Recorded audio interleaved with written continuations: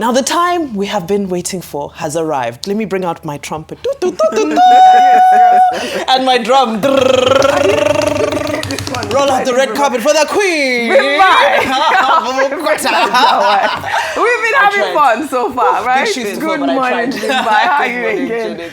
Our favorite international correspondent, one and only. How are you this morning? Fine. This has been wonderful. I've actually enjoyed myself so far, ladies. Girls rule, don't they? Can we repeat that? Yes. We run the world. We run the world. Yes. Well, all right. Well, good morning to you, viewers. Let's begin what's trending with the good news that former President Goodluck Jonathan is safe and has arrived in Nigeria after departing Guinea-Bissau in the wake of the military takeover in the country that left him stranded on Wednesday. Jonathan departed on a special flight alongside members of his delegation. He was one of the 36 high-profile observers on the joint mission of the African Union, ECOWAS, and the West African Elders Forum to monitor the presidential election. Well, here's the movement. His plane touched down in Abuja.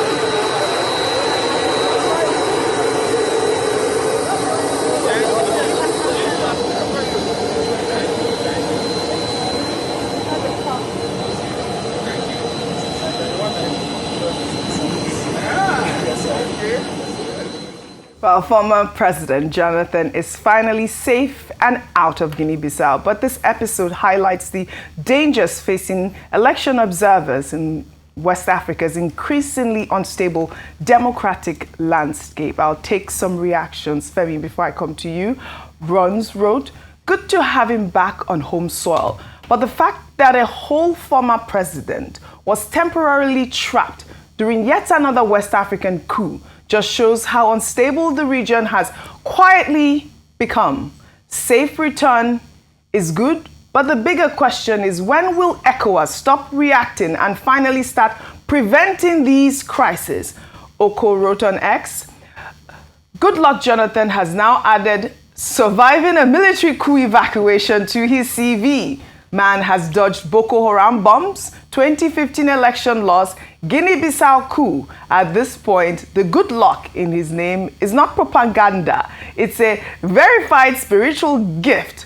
Welcome home, sir. The luck is still working overtime." I particularly loved that tweet. Yesterday I had another tweet that said good luck to Goodluck. And now, you know, his luck is really working overtime. He came back home safe and sound. But, you know, like I highlighted, the bigger question about the West African coup. We have seen in already 5 different West African nations, this coup is becoming increasingly disturbing. Absolutely. So first things first, as we've already established, we are very happy to see our former president returned in one piece. He did look very joyful and happy and relieved to be home in that video. And I know a lot of us were anticipating perhaps hearing from him directly. But while we wait for that to happen, we are definitely happy to see that he has been returned. But I do think that this experience does uncover greater questions.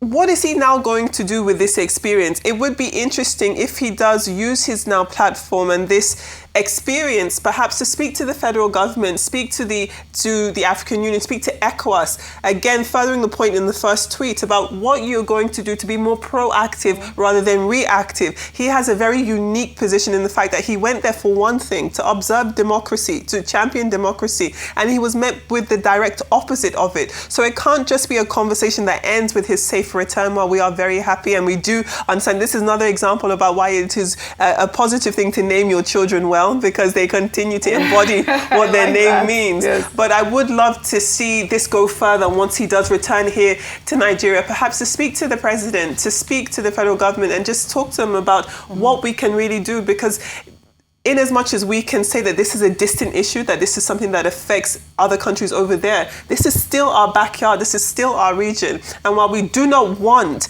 any type of military coup to be attacking Nigeria's democracy, we can't act as though this is a distant issue. It's getting closer and closer, this type of political insecurity. And he has to put a stop to it. It has to end. Absolutely. Now we are speaking about even insecurity in Nigeria. I mean, now we are seeing military taking over in West African nations. Let's come back home here. Now, the Inspector General of Police, Kayode Egbetokun, on Thursday announced that 11,566 policemen have officially been removed from their assignments working with VIPs. Egbetokun stated this while speaking with the press in Abuja. At a meeting with senior police commanders, he debunked rumors circulating online that 120,000 policemen are attached to private individuals in Nigeria, calling it a blatant lie. Let's take a look.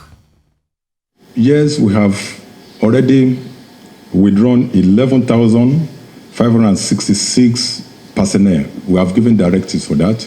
I have seen some things posted on the social media, misleading. People are quoting figures. Figures, I don't know where they got their figures, where they said that 120,000 policemen are attached to private individuals in Nigeria. These are lies, not true. I don't know where they got their figure from. And that's the figure that's been brandished everywhere.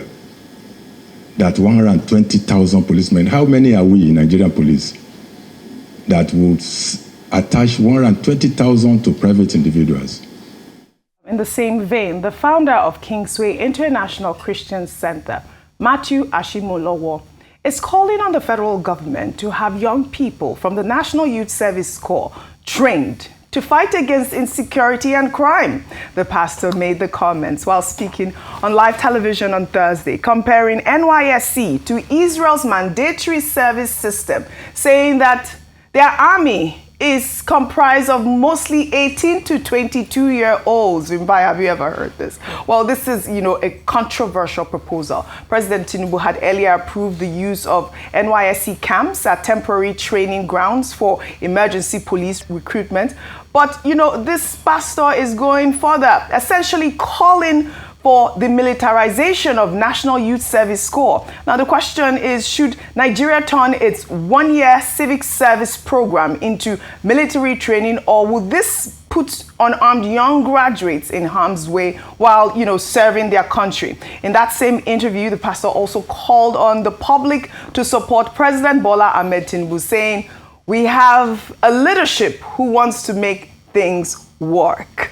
Vimbai, NYSC, I'm sure you haven't, experienced that in Nigeria, but it's a one-year civic program. And now, I don't think that it is quite unique, because I believe I saw a story in France yes, as well, yes, where, Emmanuel Macron is yes, also trying to have voluntary. But now this man is proposing NYSC, militarizing it as well. Where do we begin? I think we begin by making the point that NYSC was created to promote pan-Nigerianism. Yes. It was an initiative that was to get Nigerians to become more broader in their outlook of the nation. So if I am from Cross River State, they'll post me to Zamfara. If I am from Kebbi State, they'll post me to Delta State, so that we can understand our country better and have better sensitivities of our fellow countrymen. So I think it's important to note that, and that is what it was created for. To now add a military dimension to that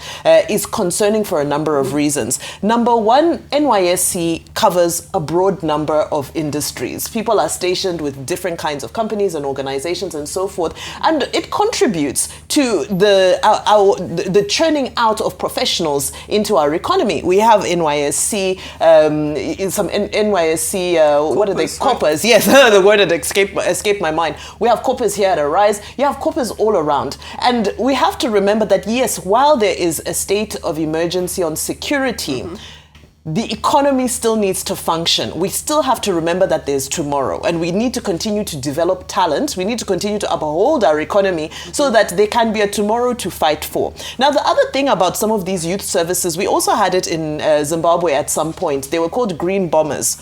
horrible because they were used for election violence. And this is the issue. Once you have young people who are relatively naive, starting out in life, it's also easy for these movements or these initiatives to get hijacked for the wrong reasons. Whereas these are young people with potential who should be pursuing their careers, pursuing their dreams. We should be investing in them to do better and to be better. But in essence, you end up with a poorly trained extra force that's not really contributing to the end of insurgency. Let's take those resources. Let's train those, because those 11,000 plus police officers are going to need to be retrained. As Dr. Abati will say, they've been carrying Madame's handbag for a while. So they're going to need to be retrained. Let's look at police welfare as a whole. Policemen are still protesting over their pensions. What about soldiers? What happens to them while they're in service and even after they leave service? So those resources that you would want to use to go and train corpers can be very well used very diligently within the security, the armed forces itself, to bolster them, treat them well, give them great welfare.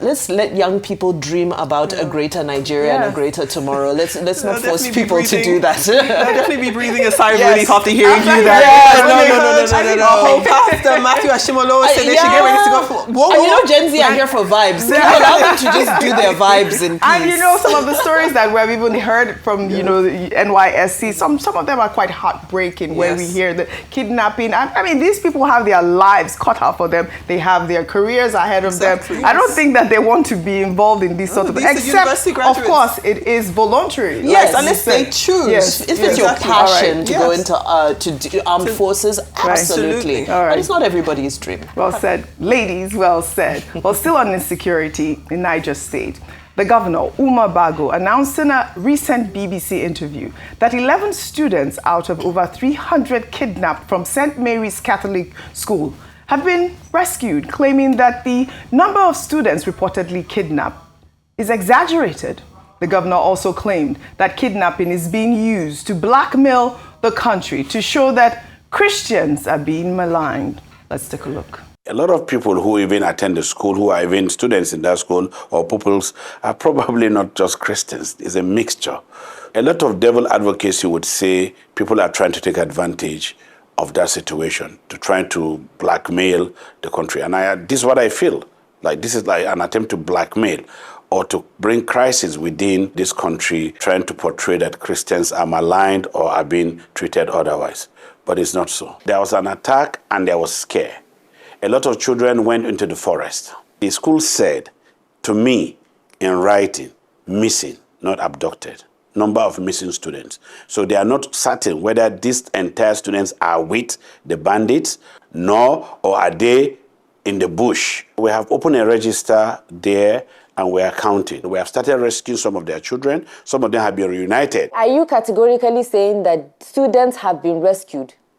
Yes. Because the school told us that students escaped. In a farm settlement, we rescued 11 people. So outside the last 51 that were declared, additional 11 have been confirmed rescued, and the operation is still going on. Adefemi, the governor is saying that these children were rescued. Well, this is controversial. The governor is essentially saying that, you know, kidnapping crisis is being exaggerated for obvious political purposes, because the parents are still desperately waiting for over 250 children to return home. As of now, it is unclear when, you know, boarding schools in Niger State will reopen after the governor ordered their closure last week. But the real question is, will parents trust the state to protect their children after this massive security failure? And hearing from the governor saying that it's being exaggerated, what is really happening here? These students, we have reports from CAN detailing the students that were taken. And then we're hearing now the governor saying that the number is exaggerated.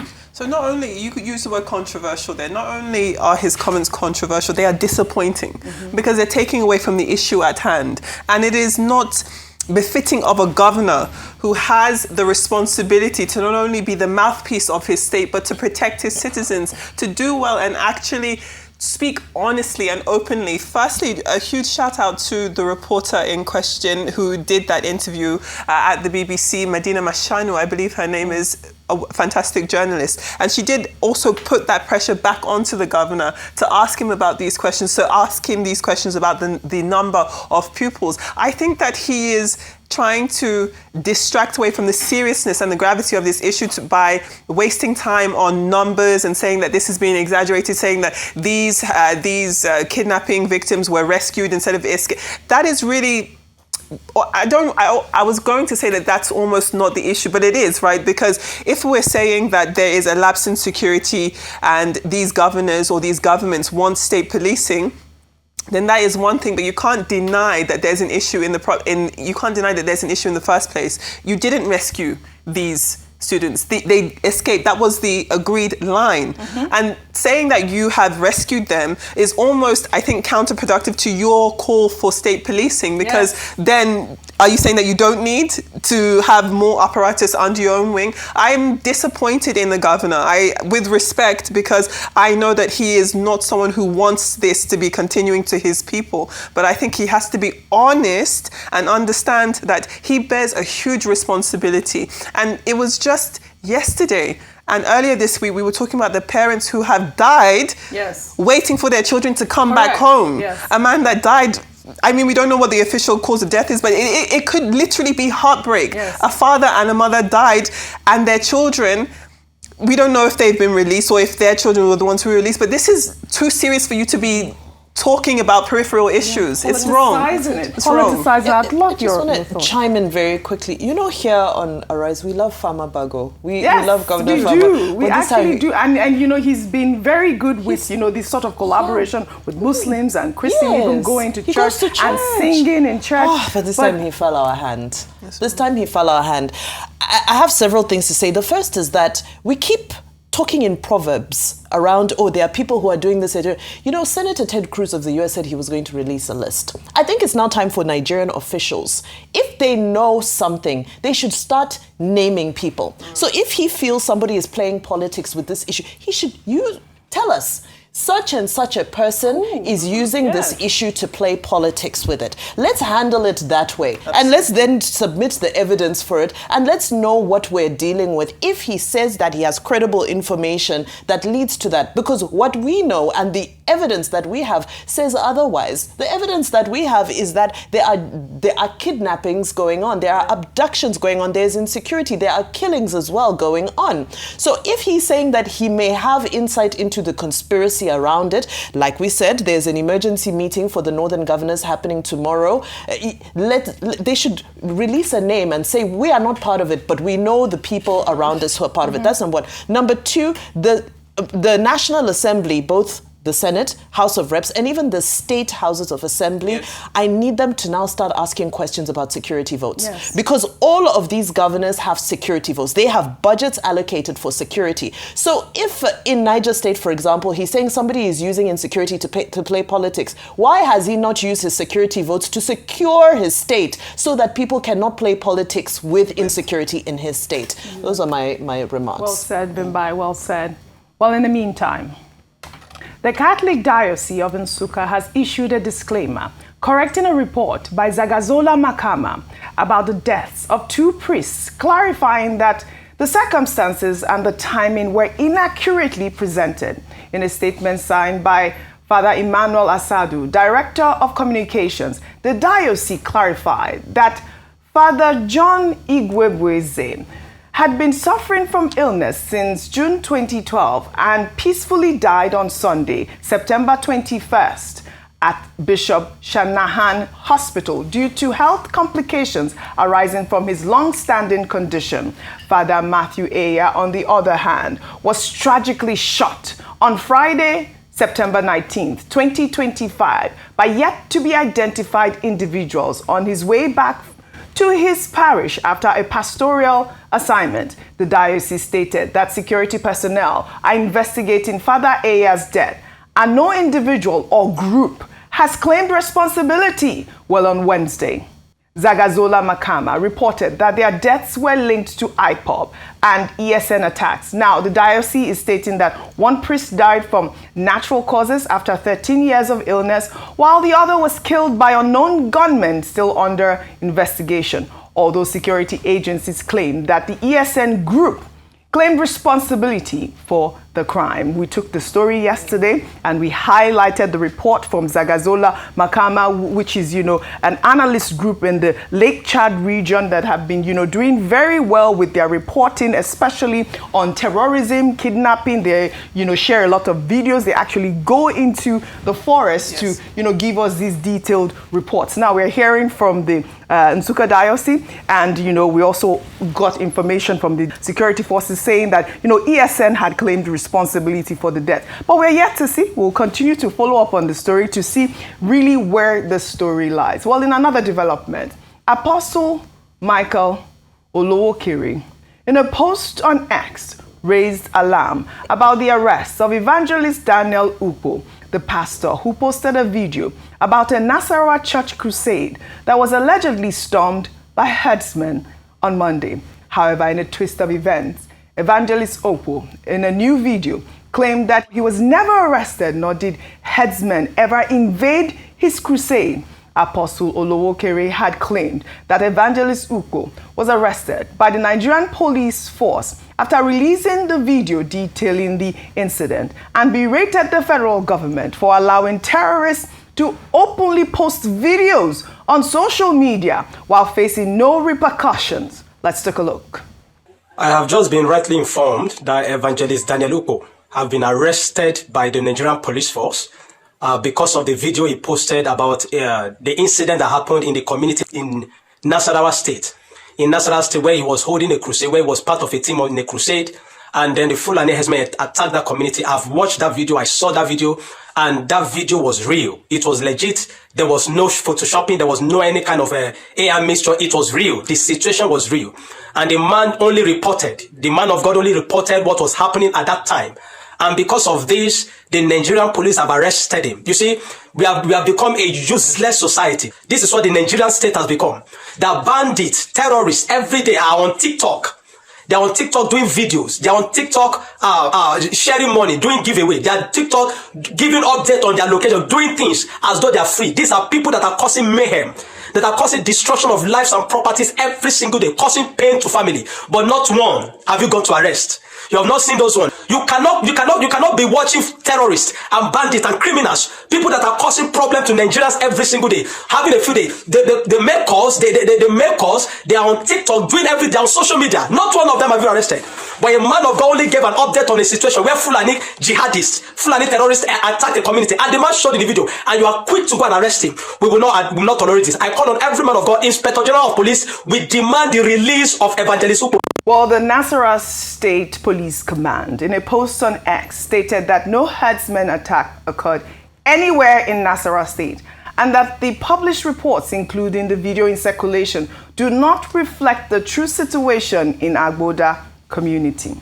Olowokere stated on X that Evangelist Ukpo's brother had reached out to him on Facebook, asking him to delete the video, claiming that Ukpo was detained, but he declined. Olowokere went further to suggest that Ukpo was being manipulated and coerced into making the video denying the incident. However, in a separate post from an X account called Rural Evangelist, Daniel Ukpo's wife, Elizabeth Ukpo, reportedly confirmed that her husband had been detained. Well, this is deeply confusing. Now, the question is, what actually happened? Is Ukpo being forced to recant under detention, or was the original attack a false claim? Bimbai, I don't know if you were here when we took the story. Were you here when we took the story? We heard Ukpo, the evangelist, say that, his crusade was invaded. He actually did say there were herdsmen, and all of that. And that video went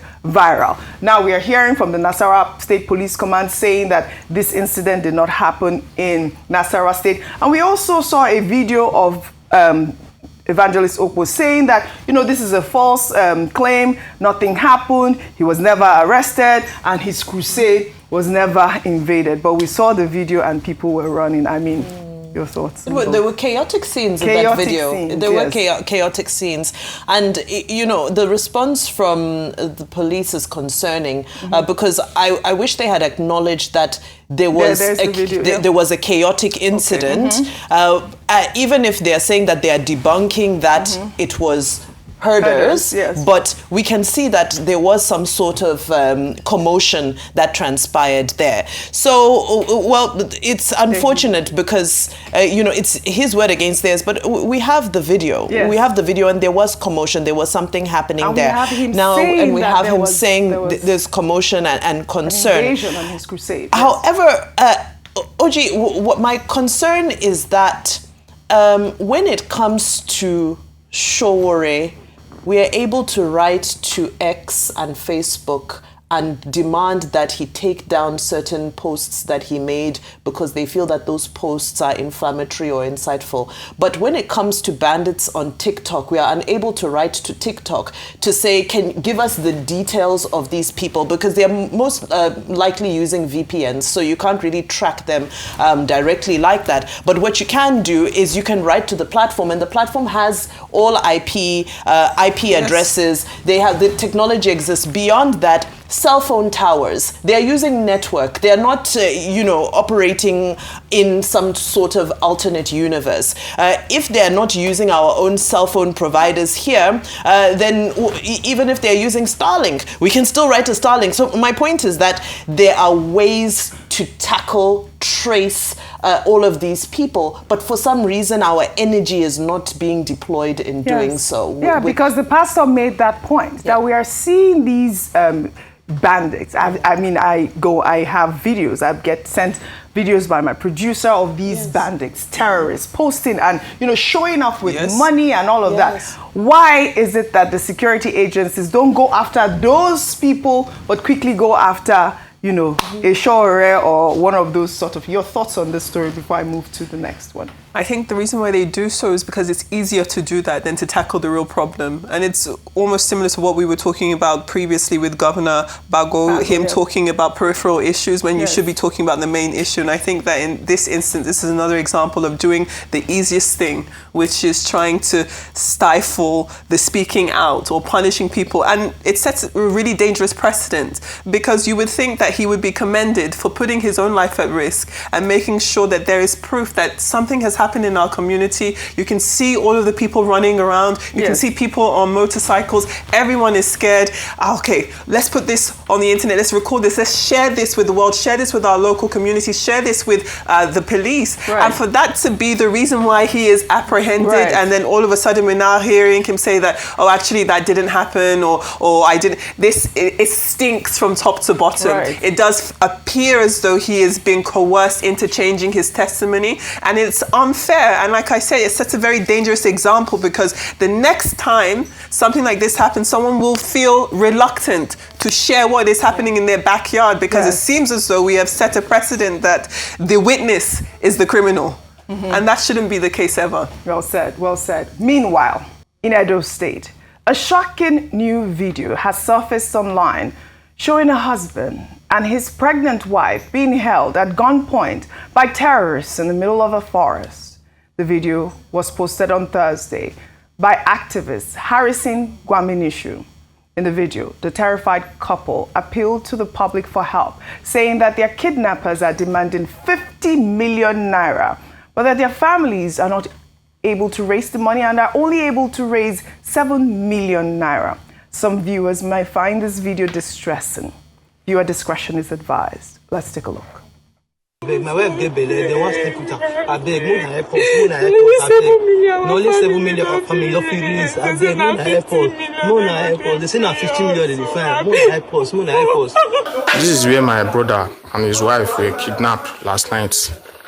The both of them, around the hours of 7 to 8. He was coming back from town yesterday in his house when they kidnapped him and his wife. According to somebody that was at home, he said he saw Fulani men taking them inside the bush. This is the bush where he was taken into. This is the place where we saw their footprints. Our younger brother that was at home yesterday, he saw them. So he was the one that called us. Before we got to the environment, they were already gone. Well, this is the latest in a number of kidnappings for ransom that we have seen from Edo State. We have not yet seen a statement from, the governor of the state, Monday Okpebolo, or from the Edo State Police Command. But Gwaminishu has said that he has, alerted the federal and state government to act swiftly on their behalf. We have seen videos from this activist, Harrison Gwaminishu, who's been doing a fantastic job helping to rescue our kidnapped victims. Now we are seeing these vulnerable people, being kidnapped. In Niger State, there was a pregnant woman kidnapped. Now we are seeing these people in the forest. He's there crying, saying they are demanding 50 million naira. You saw where they live. Where are they going to get 50 million naira from? And the Senate have been pushing. I believe Ashimolowo recently said that this kidnapping thing is a money-making venture that we really need special forces to tackle. Absolutely. Gosh, OJ, it almost feels like we regurgitate the same thing over and over again, because again, there's still emphasis on the subnational here, which is that there's a level, the governors are not 100% helpless in their own security situations. I always give the example of Enugu State, who have gone and put CCTV across the whole state. From the moment you enter the state, there's cameras on you, there's facial recognition, there's, it's AI driven and so forth. So it's time for other states to use their security votes, to start to use technology. Now, I know that Edo State used to have a very highly sophisticated security infrastructure, but unfortunately, we also have the problem of changing governments, that sometimes the baton doesn't get passed on to the next government, especially if it's one party to a different party. From the time that the governor of Edo State came into office, you remember there's been a number of security incidents. And that time the concern was that they were said to be hunters who were moving out of the state, and that unfortunate incident with the vigilantes happening. So now here, where we are having movements of various groups of people, it's very important for a state to be able to recognize when people enter the state, whether they are harmful or they are harmless. And as I summarize technology again, these people are uploading videos. They're uploading videos. Yes. When the army was accused of posting a video, a picture that was old to report a new development, they brought out the metadata of that picture and they said, look, this is the data of this image. Yes. So the army is capable. They're capable. Yes. So why are we not doing it? So I just need a push in the right direction, because I believe the things we need to achieve this, they're readily available, but we need a push in the right direction. Yes, I mean, we are, I thought it was important to highlight this story also for a response from the Edo State government. This is the second sort of abduction that has happened within maybe 2 months, but we would like to get a response from the Edo State government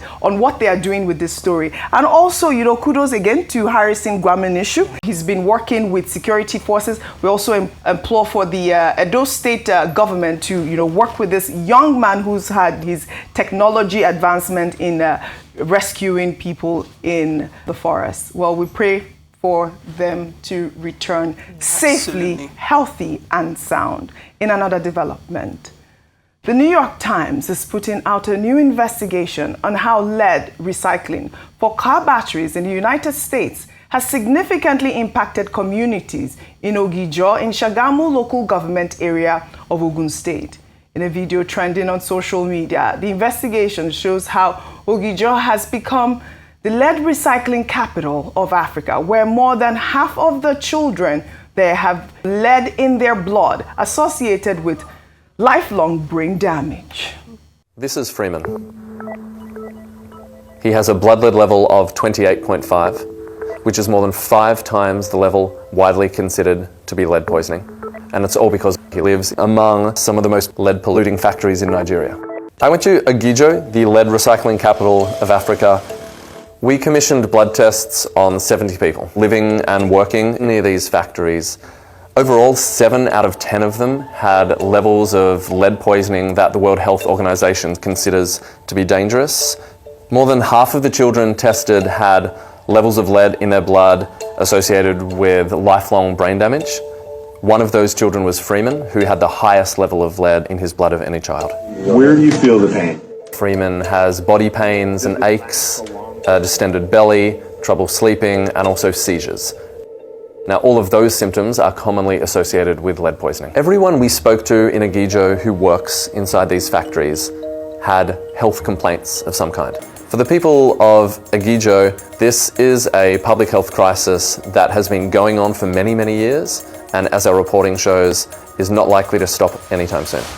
Well, the Ogun State government has now advocated for a temporary ban on the export of lead from the state with immediate effect after an inspection led by the Commissioner for Environment. They also announced on Thursday that they will seal recycling facilities in Agijo to safeguard public health. Additionally, the Commissioner for Environment in Lagos State, Tokunbo Wahab, also spoke on the topic in a post on X on Thursday, stating that the Lagos Environment Protection Agency blocked the establishment of these operations in the state several years ago, highlighting their zero-tolerance policy on hazardous waste processing. I mean, Adefemi, I'm coming to you because it concerns your state. I mean, people thought that that area was in Lagos State, but you know, the Lagos State Commissioner for Environment and Water Resources, Tokunbo Wahab, quickly debunked that story, saying that it is in Ogun State, and we are seeing the Commissioner for Environment in Ogun State also take proactive measures to make sure that, you know, these factories are closed. But how heartbreaking is the story, Adefemi? It is actually incredibly devastating. I mean, it's terrible in and of itself. That is happening in my home state just makes it sting a little more, unfortunately. This is the thing with these situations. Yes, we can commend the commissioner within Ogun State for doing the needful, which is issuing this temporary ban. I think conversations could be had about whether or not this ban should be temporary, whether or not it should stop outright. I understand that that causes, you know, economic, IGR ramifications, but the safety of our citizens has to be the priority. Yes. And when we're seeing that this is not even just an issue affecting adults, which would be terrible already, but the future of our country, having these severe levels of lead in their blood, and the fact that that is something that causes lifelong brain damage. It is not something that we could just talk about and move on. You're killing these children. This is a perfect case for a class action lawsuit. This is really the time where the state government, the federal government should be showing itself as someone or an institution that cares about its people more than it cares about money. This can't be the price of development. Mm-hmm. We can't be sacrificing ourselves in the name of money or building or infrastructure. This is wrong. Mm-hmm. And it's devastating that it is happening. And a lot of times, these children don't even know about the risk that they're putting themselves under, have no idea what it means to have lead poisoning in your blood to this extent. It's terrible. Yes. It is actually heartbreaking more than anything. Thank you, for your submission. And I look forward to a report because I believe that you will be able to go in there we'll try. And try to get us up to date with this position from the Commissioner of Environment in Ogun State, setting up that ban and maybe talking to these young people who have gone through this really horrible health situation. All right, well, it can't be doom and gloom. It cannot be doom and gloom. Shall we take our good news report now, highlighting the Victor Atta Airport in Uyo, Akwa Ibom State, which has now been upgraded to international status by the federal government, clearing the way for it to begin receiving and processing international passengers.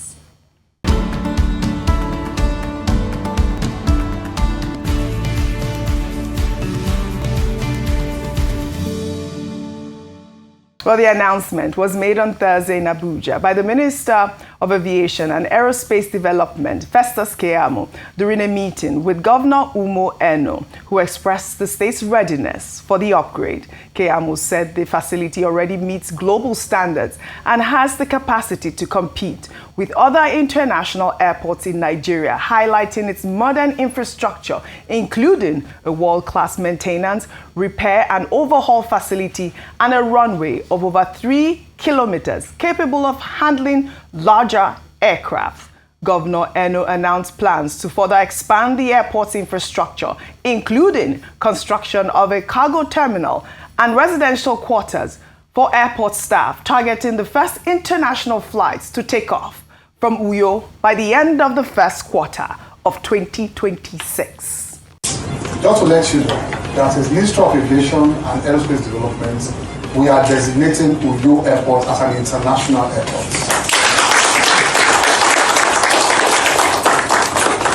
What is left is to tick the boxes, set up a small committee, meet up all the requirements and look for a particular date for operations to begin.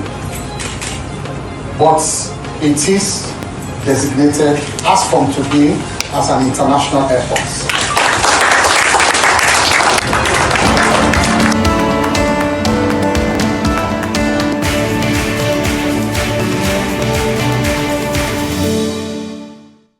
Congratulations to Akwa Ibom State and Governor Pastor Umar Eno on this, historic achievement from a regional airport to full international status. This upgrade is expected to boost commerce, tourism, and connectivity in the South-South region. This is the kind of development Nigeria needs, all right? Congratulations, Pastor Umar Eno. Meanwhile, in Lagos, the government has criticized the Nigerian Ports Authority for its decision to shift operational focus from Lagos ports to the Warri Port Complex, arguing that the problem lies in the authority's policy flaws rather than Lagos ports themselves. Adekoya Hassan, Senior Special Assistant to Governor Babajide Sanwo-Olu on Transportation and Logistics, stated that while the governor has shown unwavering dedication to addressing port congestion, the NPA's policies remain a significant obstacle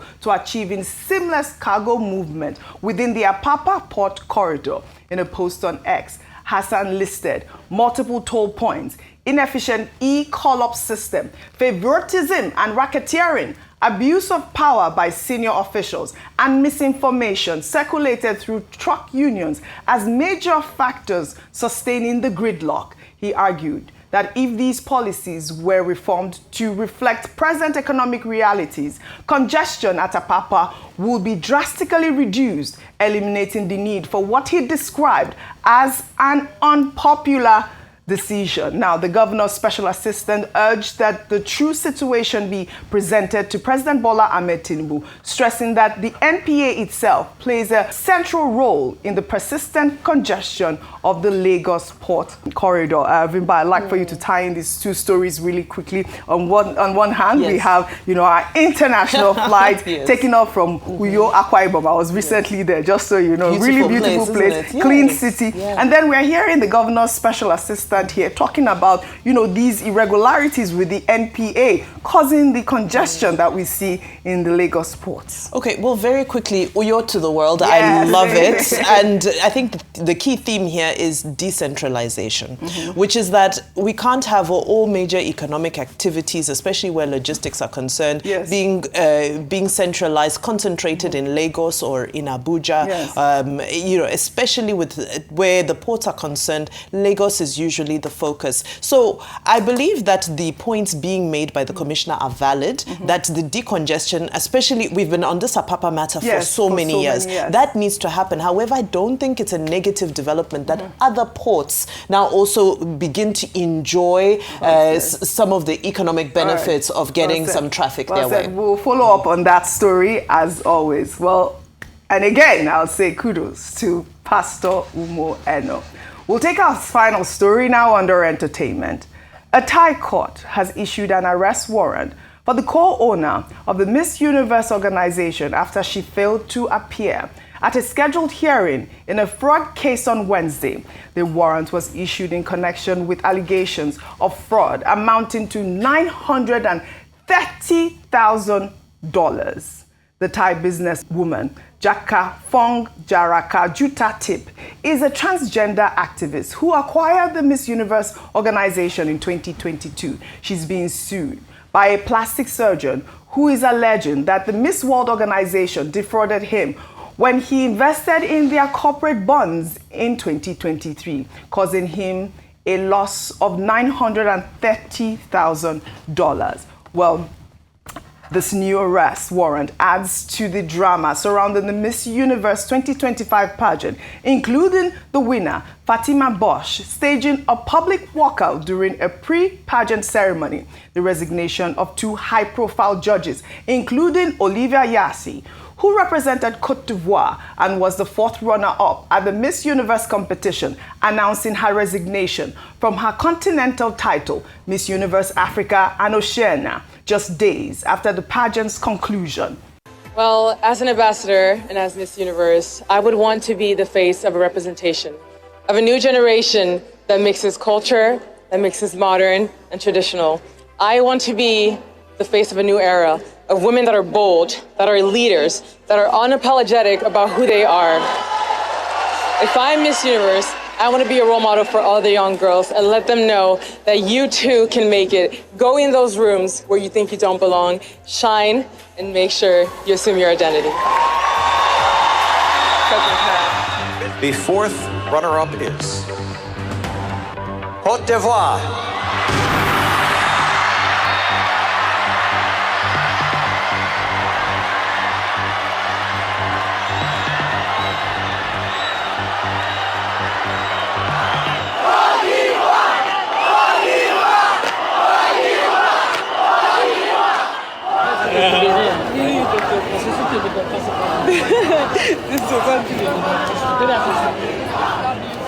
I love you guys.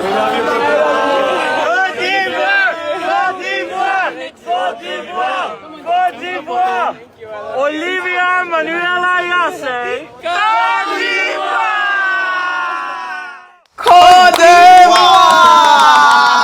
She was absolutely my favorite. She's the winner as far as we're concerned. She is the winner. our winner. So beautiful, so stunning, but this Miss Universe pageant, they need to stop. The politics that they play, our winner from Africa was stunning, and we'll keep on rooting for her. Girl power tonight's show. I think we did well today. I loved hosting the show with both of you today. Thank you very much. And it's a wrap on this all-ladies edition of the morning show. Roti Sodiri is up next for the Global Business Report. Stay with us.